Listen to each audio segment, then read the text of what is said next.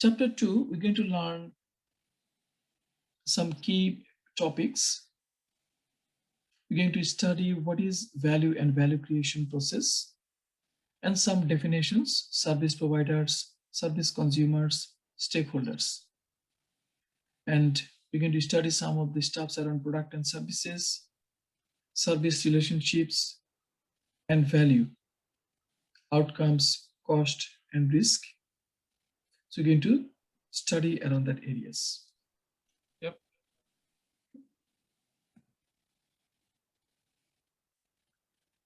Key concepts of service management.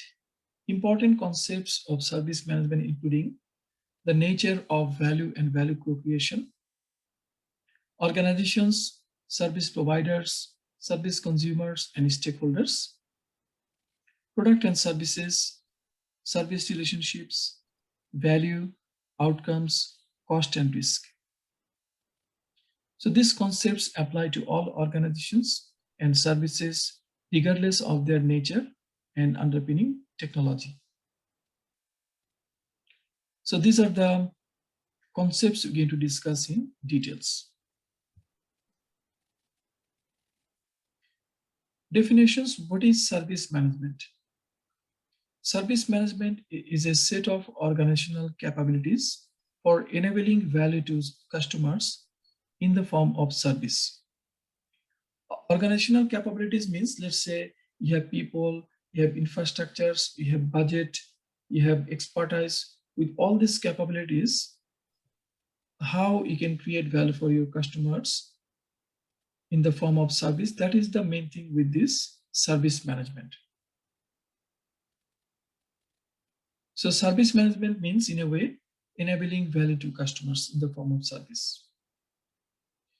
So developing the specialized organizational capabilities mentioned in the definitions requires an understanding of the nature of value, the nature and scope of the stakeholders involved, and how value creation is enabled through services. Nature of value means value for different people is different stuffs. So you need to understand what kind of value is looking for from our stakeholders. And what is stakeholders? Stakeholders means whoever actually related with our services. For example, we provide application services, part of the service provider point of view.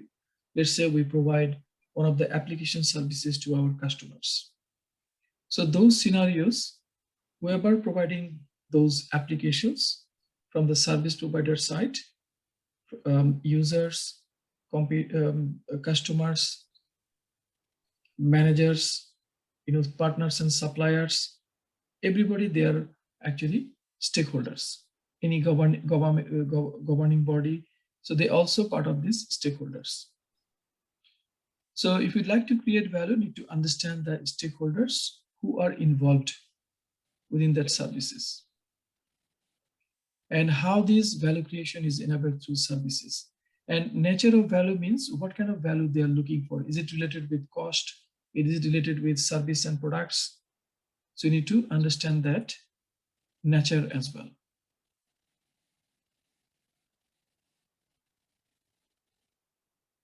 Now, value and value co-creation.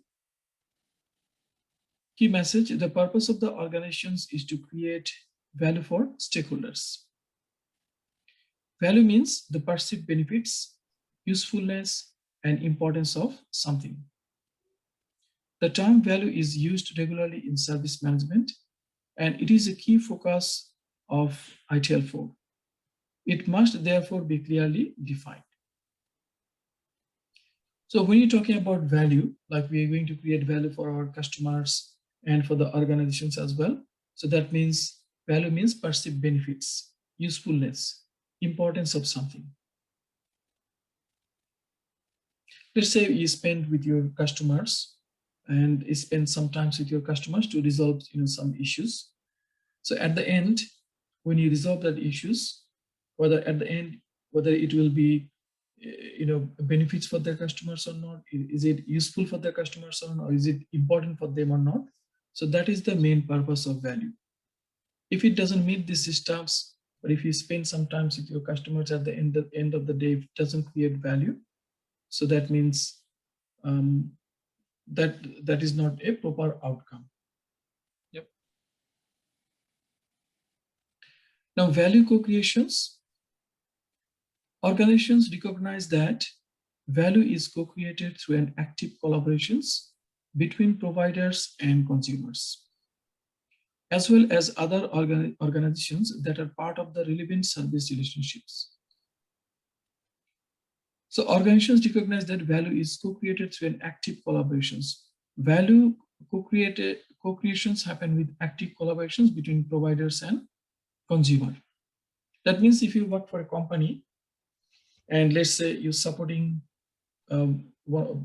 some other people, other businesses, maybe they have some issues with their systems, you're supporting them. So how better way you can communicate or collaborate with them. So that's also value creation process. Providers should no longer attempt to work in isolations to define what will be of value to their customers and users, but actively seek for mutual beneficial interactive relationships with their customers and empowering them. So this is kind of advice, like when you work for service provider side, then in this way you can create value.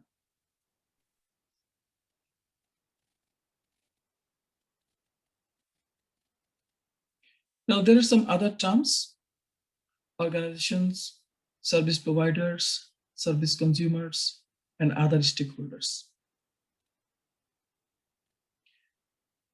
So let's have a look one of the example around that. Let's say we have one of the service provider, and this side we have customers.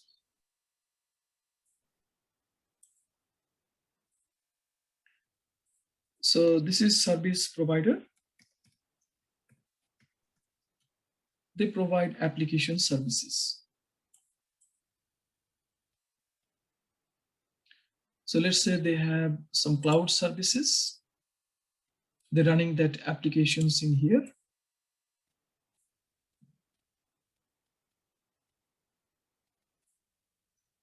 This is app one. And these applications hosting by this service provider, they're probably Microsoft Azure. They're the cloud provider. Yep. They're hosting that applications. And this side, this is the customers. So this customer, they're actually using that applications. So service provider, they provide these application services, and customers, they actually using that application services. But application services hosting in the Microsoft Azure cloud. In this scenario, they are this company. This is, let's say, ABC company. So they are the service provider. And with Microsoft and this service provider, their relationships, in this case, maybe relationships will be partner because they are directly related. If something happened with this cloud provider, then that will affect this service provider. So they are kind of work with partnership format, and they both have benefits with these services. And what is service consumer? So if we looked at from Microsoft Azure cloud point of view, they are actually the service provider. They're providing cloud infrastructures. They are the service provider. And this service provider, they actually consuming the services from the Azure cloud. So in this case, this service provider will be consumer. It's Microsoft point of view, they will be the consumer. Yep, their point of view.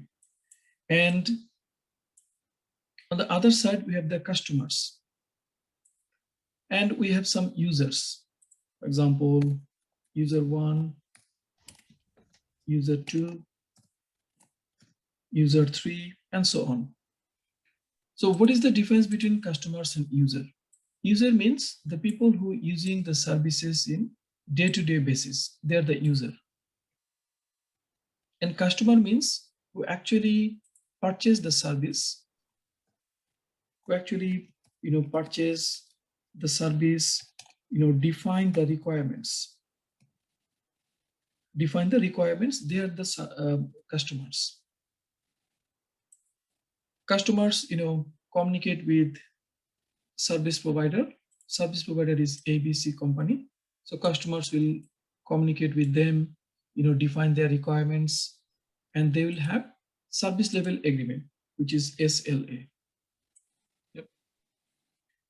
And service level agreement means both parties, they need to be agreed with their services. And then this ABC company will provide that services to the customers. But in ITIL terms, customer means who purchase the service, define the requirements, participate in the service level agreement and stuffs. But user do not participate any of these steps. User means they're actually using that applications. They're doing their task with that applications. Maybe they maintain sales order. Maybe they input new customers. They maybe update customer details. Those kind of things is done by users. So there's a difference between users and customers, and also service provider, service consumer. So this is also, we call it role. So service provider, they are the service provider. Also, based on the scenario, their role is service consumer. So this is one of the role.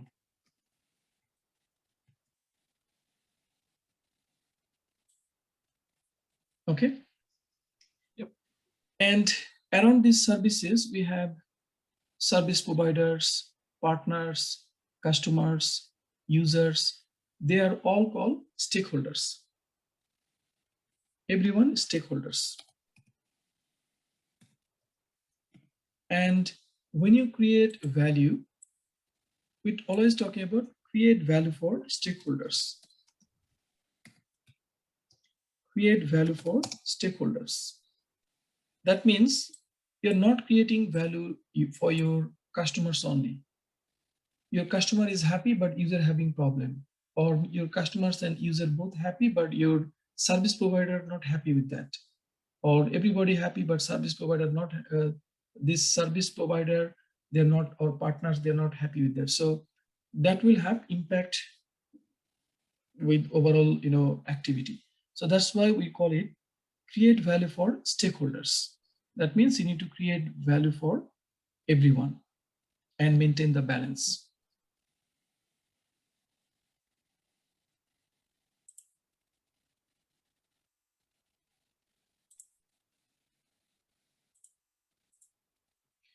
Now, organizations, a person or group of people that has its own functions with responsibilities, authorities, and relationships to achieve its objectives. For example, ABC company, they should have all these stuffs. Organizations vary in size and complexity, and in their relation to legal entities, from a single person or a team to a complex network of legal entities united by common objectives, relationships, and authorities. Each organization depends on other in its operations and development. Organizations may hold different roles depending on the perspectives under discussions. Different role means, for example, same organizations, now you're the service provider. But when you're consuming the services from other partners, then you are the consumer. So you are service provider and also you are service consumer. Yep. And service providers, when providing services, an organization takes on the role of the service provider The provider can be external to the customer's organizations, or they can be both part of the same organizations. So service provider, it could be two types. It could be, service provider which support, outside customers, that external service provider. For example, managed service provider, they actually supporting, people or businesses in other companies. But internal service provider, they actually located in the same company and they look after their own, people. Yep. So usually, like a large company, they have their own IT department. So that IT department, they look after the all internal people, people and their issues. So they are actually internal service provider. Yep. A provider could be selling services on the open market to other businesses, to individual consumers, or it could be part of a service alliance collaborating to provide services to consumer organizations. So this is just the descriptions how service providers sell their services. The key is that the organizations in the provider role has a clear understanding of who its consumers are in a given situations and who the other stakeholders are in the associated service relationships. So these things we need to understand, like when we are the consumer or who is the consumers and who are the stakeholders, we need to understand that one properly.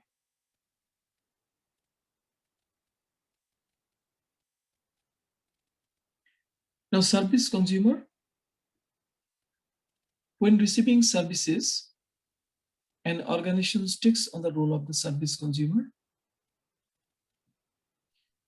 right? And customer definitions in ITIL terms, a person who defines the requirements for a service and takes responsibility for the outcomes of the service consumption. They are the customers. Define the requirements means, for example, for consumer side or customer side, they said they need, Monday to Friday, business hour support from managed service provider. And they agreed with those stuffs. And after that, if that customers have any problem in weekend, they have to wait till, business hours, which is Monday to Friday, 9 to 5. That's business hours. They will get the support. So these things customer agreed. So that's why. So they need to take responsibility around that. So that's point of view is saying that customer will define the requirements, also take the responsibility for the outcomes. Outcome means whatever they agreed. So they will get the outcomes exactly like that. And user means a person who use the service in a day-to-day basis.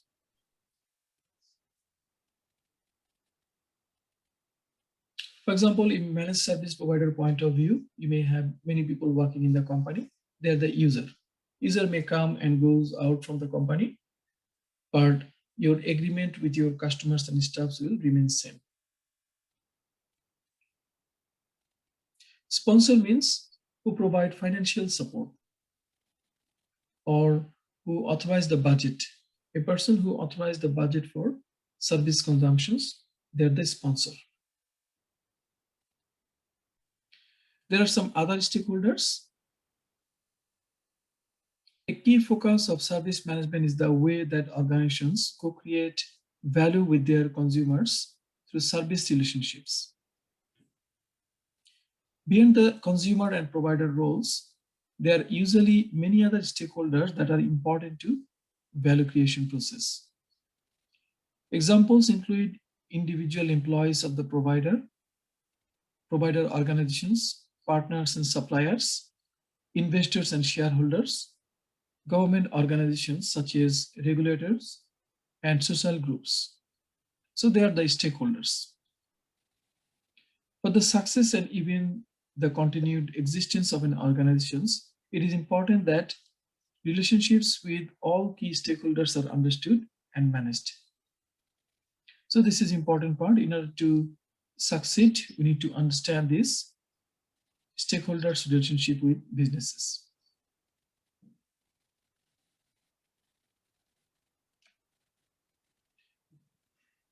So providers, they are the other stakeholders such as service consumers, service provider employees, society and community, charity organizations, shareholders. So you have different stakeholders and they have different interest. For example, service consumers. So what value they want? They want benefits achieved, cost and risk optimized. Service consumers, they want this kind of values. They want the product a bit cheaper, maybe without any risk, like that. Service provider, funding from the consumer, business development, image improvement. That is service provider demand. Service provider employs financial and non-financial financial incentives, career and professional development, sense of purpose. So this is the achievement they want to have, employees. Society and community, they're looking for employment, tax benefits, organizations' contributions to the development of the community. This is their demand. Charity organizations, financial and non-financial contributions from other organizations. Shareholders, financial benefits such as dividends, sense of assurance and stability. So this is the demand for different stakeholders. So once you understand the demand for different stakeholders, then it will be easy for you to create value for them.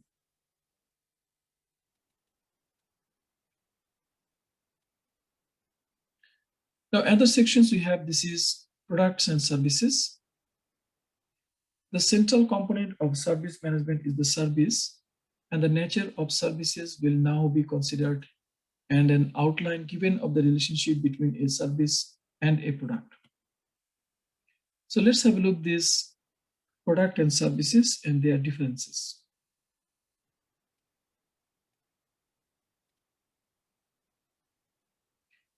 Configuring resources for value creations.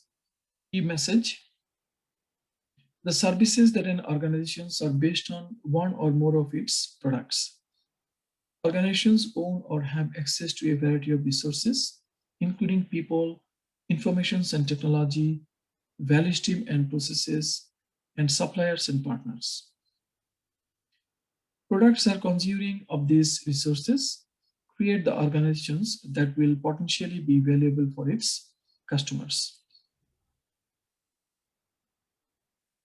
This is the key messages we have. Now, part of this, we have some definitions. What is services and what is product? Services means a means of enabling value co-creations by facilitating outcomes that customer want to achieve without the customer having to manage specific cost and risk. Service means, for example, in our applications provider example, application service example, customers, they want to use that applications, but sometimes customer don't want to take any responsibility related with that, hosting cost and unavailability risk. Those kind of area, customer will not take any responsibility. So they will use these services. So service definitions is very important. In the exam, we'll get something from these definitions. Service definitions is you creating value. For example, any service. For example, we are the service provider. We're providing our application services to our customers. So we're going to provide these application services to customers in such a way that customer will be able to do their task properly. So their outcomes will be fulfilled. And also customer will not take any responsibility around this application, whether application is running properly or not, whether how you hosting the applications, whether you have a backup for your applications or not. Customer will not take any responsibility around any of these areas, any cost and risk around that areas. Yep. They simply want to get the outcomes. And what is a product? Product is a configurations of an organization's resources designed to offer value for a customer. Product means a separate plan for their services. Same service, but you may have different product around that services. For example, a mobile provider, mobile operators, they provide the mobile network, and they may have plan A, plan B, plan C, like that. So each of the plan, they have a different data quota limit. Maybe plan A, they have 30 GB quota, plan B 50 GB, plan C 100 GB. So a different plan has a different quota, data quota. So service is the same service, they're providing the same network services, but it has different product for different group of people. So product is part of these services. Product means you organize your service in such a way that it fulfills the requirements for a particular group. Sorry, say that again. So product means product is a product you design in such a way that it actually fulfills the requirements for certain group of people. Yep. Okay.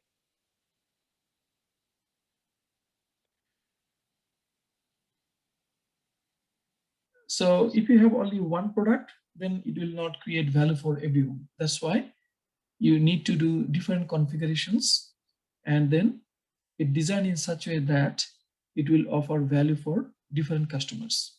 And other terms we have in ITIL, that is called service offering. Service offering, a formal descriptions of one or more services designed to address the needs of a target consumer group.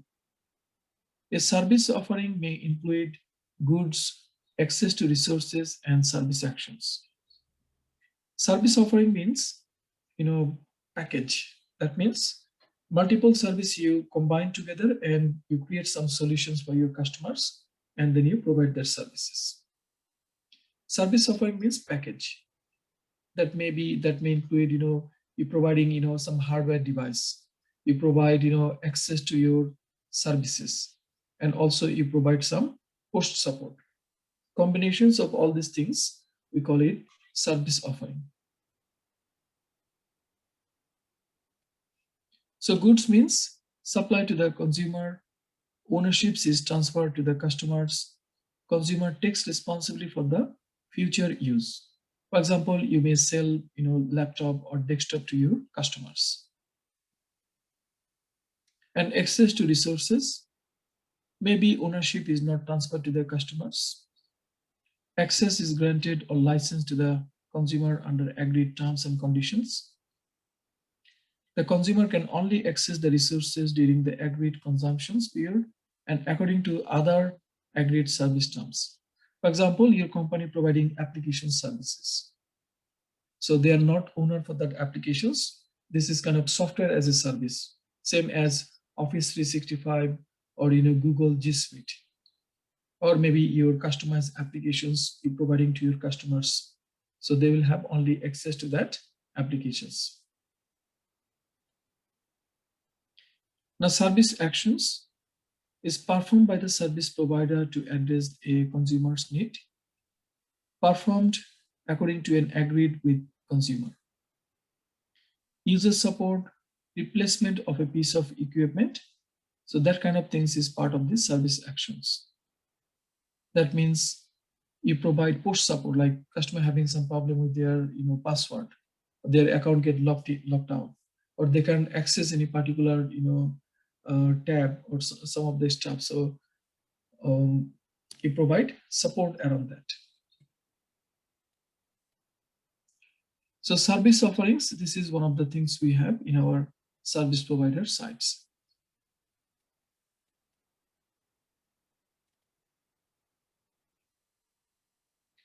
Now, service relationships.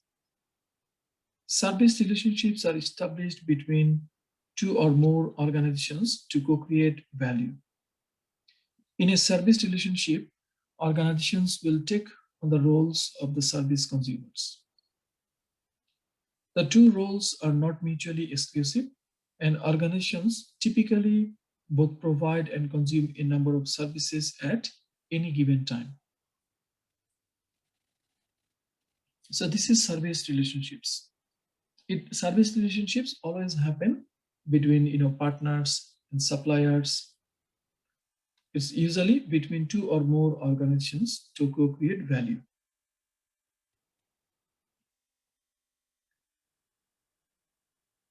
And in a service relationship, organizations will take on the role of service consumer. This is we have looked at in our that ABC company example.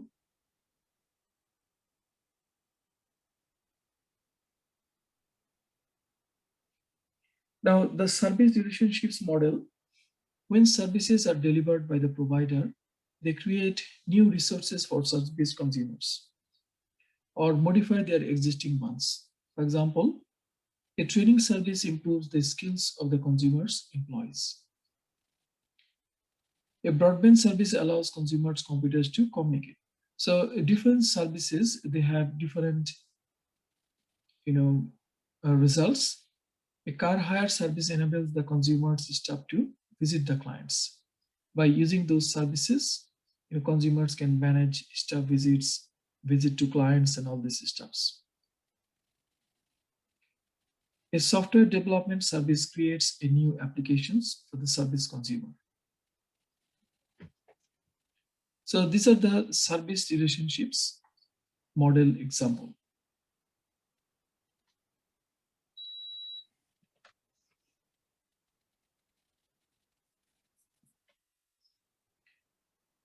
Now another part we have value. Value means outcomes, cost, and risk. Achieving desired outcomes requires resources and therefore cost and is often associated with risk. So any outcome and result, if we'd like to get any outcome, any results, we have some resources. And if we use any resources, cost and risk is always associated with those resources. So service providers help their customers or consumers to achieve outcomes, and in doing so, take on some of the associated risk and cost. On the other hand, service relationships can introduce new risk and cost, and in some cases can have negative effect some of the intended outcomes while supporting others. So what it means, let's have a look at our example. So that means with these application services, there are cost and risk, two things. Cost and risk. They are associated with our services. So sometimes cost can be removed and also cost can be imposed. And same thing with risk. Risk removed or risk also can be imposed. So two things happen. So this is mostly related with services. Let's say when you're providing these services to your consumer or these customers, they're actually using this one. So customers' cost has been removed in order to maintain these servers. Customer don't need any servers, customer don't need any internet connections associated with these stuffs. Customer don't need any resources, any hardware. So customer actually save that costing. So cost has been removed. But customer may have to pay the subscriptions or monthly basis, they have to pay something. So that's how cost will be imposed. And also whether this service has a backup or not, whether this service has any who is going to look after any people or skilled people you need to manage these services. So customers don't need to take risk around that because those things will be managed by the service provider. So in a way, risk has been removed. Same time, customer may have some risk. For example, if this service provider they increase the price, that could be one thing. Or maybe customer locked in with that service provider. So that's another risk. Or could be service provider no longer offer these services anymore. Then customer will not be able to use this one. They need to find different vendors, which can be complicated sometimes. So those kind of risk customer they have. So these two things associated with our services.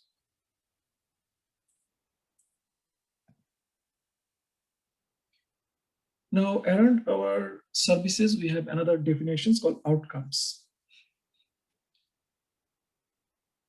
Under outcomes, we have output and outcome two definitions. Output means a tangible or intangible delivery of an activity. That is output. Output is kind of single unit. An outcome means a result for a stakeholder enabled by one or more outputs. That's like an overall result. Output means, for example, you configure one interface in your routers. That could be, and once you configure that interface is working fine. That is your one output. But overall, your router is working properly or not, is providing the entire routing functions or not. So that could be the result or outcome. In here, one example, one output of a wedding photography service may be an album in which selected photos are artfully arranged. And then outcome of the service, however, is the preservations of memories and the ability of the couple and their family and friends to easily recall those memories by looking at the album.